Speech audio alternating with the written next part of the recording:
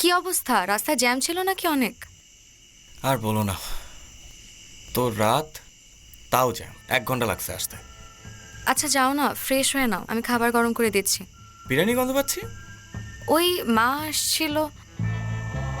আজ তোমার শ্বশুর শাশুড়ি এসেছিলেন। রাত 11টার সময় এসে বিরিয়ানির গন্ধ পাই। প্রথম বিবাহ বার্ষিকী, মেয়েটা সন্ধ্যা থেকে সেজেগুজে বসে আছে। বাবা মায়ের সামনে ওর মুখটা থাকলো? হ্যাঁ, মানুষের অফিস ছুটি হয় 5টায়। আমরা অফিস বুঝি না, না নাকি কোনোদিন দেখি নাই? আল্লাহ জানে এই ছেলের কপালে কি আছে। আই এম সো সরি, আমি কানে ধরতেছি। আমি বিশ্বাস করো, আমি ভুলে গেছিলাম। আমি কিভাবে ভুলে গেলাম? হয়েছে।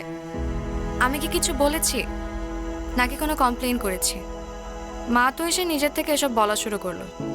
এখন তুমি যাও,